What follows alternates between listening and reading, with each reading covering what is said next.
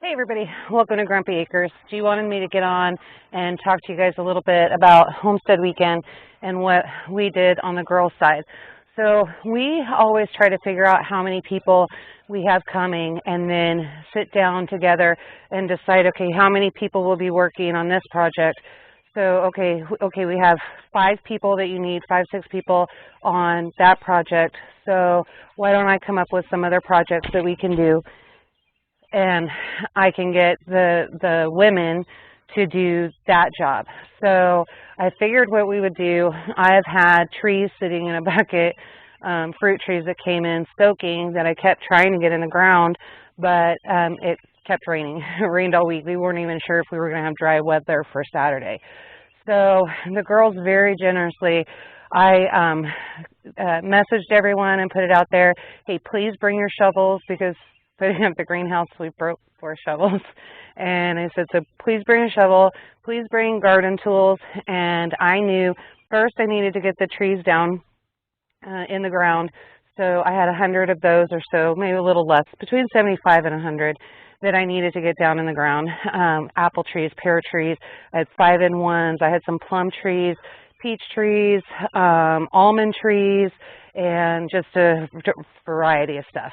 And so we wanted to get those out into the orchard. That was very important and high priority on my list for this weekend.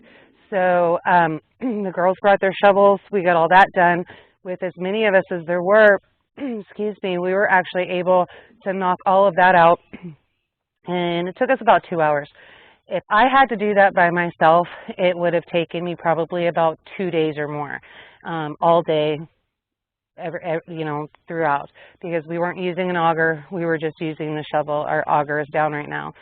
So then as a backup plan, I found grapes all over the property. I've got fox grapes, I've got some river grapes, Peruvian grapes, and just grapes everywhere that I'm finding. So the next deal was that if we still had some energy left after that, we were going to go ahead and put T-posts in, get wires down so I could get everybody trellised up, able to identify everybody and know where they were.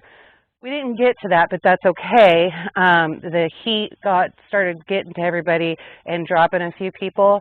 It was time to feed the guys anyway, so we came in, got lunch ready to go, and I'm laughing because you have every intent that you're going to make sure that the guys are watered and every intent to make sure that everybody's going to eat, and you go out there and you let them know, okay, lunch is ready, and they said, okay, 15 more minutes. We just want to get to a stopping point. Let us get to a good stopping point, and then we'll be in. So you have to kind of make sure, okay, well, they're not ready. What does that really mean? Okay, how much time are you estimating that that's going to be? So I think I started getting everything out about 12:30. Had to put it back in the fridge because I couldn't feed anybody until 1:30. They got to their stopping point. While us girls were out doing the planting the trees, we have some neighbors that they have littles, and she's got 4. One of them's an infant, and then I want to say Finn is probably 3 years old. And so they needed a lot of attention, but then the 2 older kids were great hard workers. They wanted to participate too. And we had a garage that's attached to the old part of the house that we have been wanting to get cleaned out because we need to order concrete, get concrete in, get insulation in. We're going to put a cold box on there and use that for another area, processing kitchen, that kind of thing. So we're getting all of that stuff done, wanting to get all that stuff done, but we never had time because we had to put infrastructure out here. So that was a great job to put the kids on. They love to pick anyway. The people that were here before us, she was an artist, and so there was a lot of her artwork and utensils and things that were in there. So the kids just went to town. They pulled pictures out everywhere, all these paintings, decided what they were going to take home. Everybody, all the other women decided what they were going to take home, and we got that project done. By the time we got to a stopping point, we ate lunch. I cleaned everything up. We needed to check on the guys, make sure that everybody was watered, had cold water, and that they weren't overheating. Have to stay on them and remind them, hey, come and take a break, because everybody's at a different point, right? We're all a different age, and the guys will continuously try to, no one wants to let the other one down, so they'll continue to work and work and work until they're overheated and dropping. And so on the women's side, it's kind of our job not to nag, but to make sure that they've got plenty of water and say, hey, okay, time, come in, take a break. You need to cool down. So we need to kind of stay on them on that.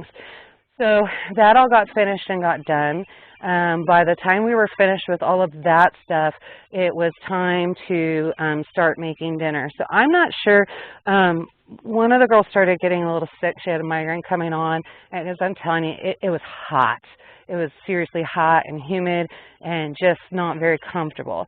So, it takes a lot out of you planting, those trees, digging holes and all of that, and especially at that quantity, that amount of trees. So, she needed to sit down, rest a little bit, and try to get a little bit better. And so we pushed water and fluids on her. They did end up, they worked hard. And after they were done, they ended up leaving, and they left before dinner, which is fine. So, but they missed out on a great ribeye, so I'm really sorry. We'll have to catch you guys another time. And so ate dinner, and then after dinner, it was getting dark, and everybody was just kind of time to start cleaning up, get things put away. Everybody had to head out. We had people come 2 hours away. Kevin came 2 hours away, and then we had 45-minute drives, etc. And so we needed to be respectful of their time. Did have a few people that stayed, and we chit-chatted and visited and just had some fellowship, and it was really nice. So when you have many hands like that, it makes very light work. You get things done a lot faster. It's not just what the men can do, but it's what the women can do. And we need to make sure, though, at the same time, that we don't get poured into those projects, that we forget about the men and making sure that they've got food and water and all of that stuff. So that's pretty much what it looks like on the women's side of homestead rotation. Now, that being said, too, we've had enough people on one homestead rotation, and we had women on log splitters. And then we had, I'm not sure if anybody did a chainsaw. There might have been a few chainsaw ladies that had the chainsaws on there. And then you go in and cook. Now, what I did different from the first time on homestead rotation, instead of trying to cook everything that day, I tried to come up with meals. One, I needed a lunch that was light enough, right? Because I knew it was going to be hot. So it was sandwiches. We did ham salad, chicken salad sandwiches, and then got lettuce from the garden, tomatoes, and all that stuff. Tomatoes aren't ready. I had to buy those. And I shaved some cheese and all of that, had that on the table, chips, and that worked out great. It seemed to be light enough that nobody was sick to their stomach or anything after that. So we saved the heavy stuff for dinner. The baked potatoes, I wrapped them in foil, threw those in a roaster, so I didn't have to worry about that coming in trying to do that. The veggies were easy. I just came in about the time I started my cheese sauce for the vegetables. I threw those vegetables in and steamed them, and then we're a pretty easy group around here. So everybody will pretty much eat anything that you cook, but I always like to ask them, how do you like your steak done? And most of our group, I only had one well done here, and he ended up with a medium rare because he didn't get his well done. Nobody complained, and everybody enjoyed it. So it was really super nice. We all pretty much eat around about the same things here. So except for the ham, most of my crew yesterday are not ham eaters. So, but it's still good to have a variety, and that's okay because he can eat that and take it to work or whatever. So that's kind of where we're at with that. Excited to see what we're going to do next time. I think we've got some cleanup on another homestead to get some trash and stuff hauled out of there. We'll all do that, take trailers down, and then we will go over to Hacks for the Homestead, finish up their kitchen building, and get all of that stuff done.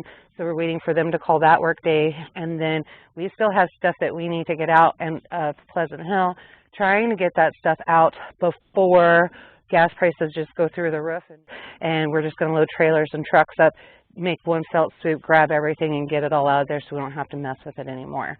So yeah, that's about it. That's what it looks like, and that's what we did. Everybody's is different. Remember that. You know, like I'm saying, we're going to go work on a kitchen. So most of us know how to run tools, the women do, so it's no big deal. We're not scared of that. Just depends on how much room is in there. So if we have enough men in there, then the women don't have to be in there, and we can maybe go do something else. Pat did help work on the chicken coop too, so when the men started overheating, the ladies, those that could, jumped in and just started, okay, can I haul lumber? Can I, you know, do you want me to nail that in? You know, what do you want me to do? So you just kind of do a lot of everything. It's not women stay in the kitchen and at the sewing machine. It's not that. So, yeah, I mean, that's about it. I think that it was a very productive day. It was great hanging out with everybody. It's always fun to do big projects with other people because you're laughing and you're talking and you're, you know, just going through things. And, you know, let me tell you a story about this. I had a neighbor and pull up, and you are not going to believe the conversation that we had and what took place. So, you know, just kind of laugh at those things because all of us live in the country pretty much, and so we all have crazy stories like that, and we just laugh and compare. Instead of trying to be on that all by yourself, and you're just going, oh, not another tree. Okay, I'm going to put this away. It's hot. I'll come back at it later, and then it takes you days. So that's always fun for us, and then it also gives people, everybody's at a different stage of their homesteading. So it gives everybody an idea of, how do I put it?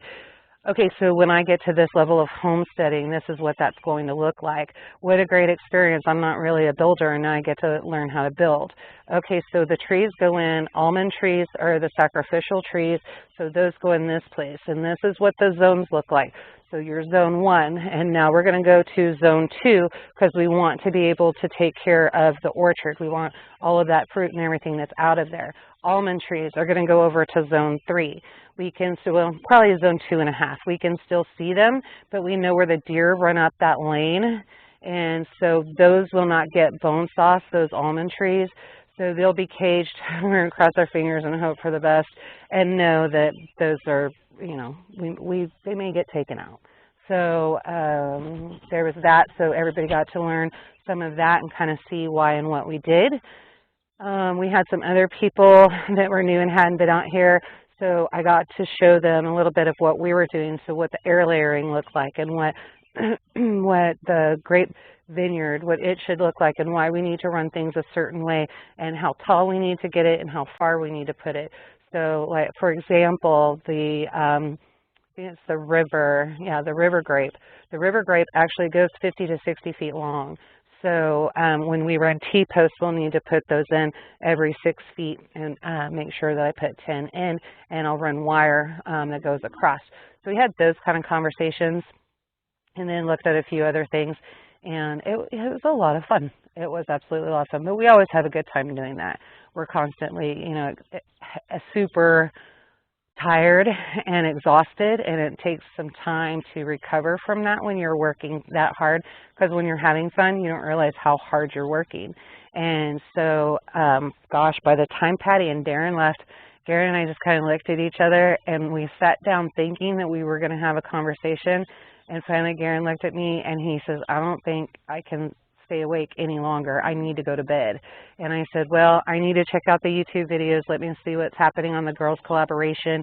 If I need to answer anything, if anybody's been added and I need to go back to the video and add them into the playlist. And I said that, and that was my intention to do that. And I literally sat back in my chair and I passed out in the chair. So I don't know, I may have tried to crawl to bed at, I don't even know what time it was. I didn't look at a clock. When I realized where I was, I knew I needed to get to bed. So that's how that happens. And G was great. He knows, you know, it's exhausting being on your feet for 2 days cooking, trying to get everything ahead of the ball game. And then I was running to a city that's about, I don't know, 45 minutes away, trying to get material and lumber that we knew we had. That's another thing. Make sure that when you call these homestead weekends, you know what you're going to do and have that in your head, and make sure that you plan out and all of the materials that you're going to need are there. Make sure they're there on the homestead, on the farm, and make sure that nobody's having to run to the store here, run to the store there. One, it's expensive with gas prices, especially when you live out in the middle of nowhere. Two, you're losing manpower when you have to send people to run them back and forth to the store. And I know that because I know how long it takes us to get to the store.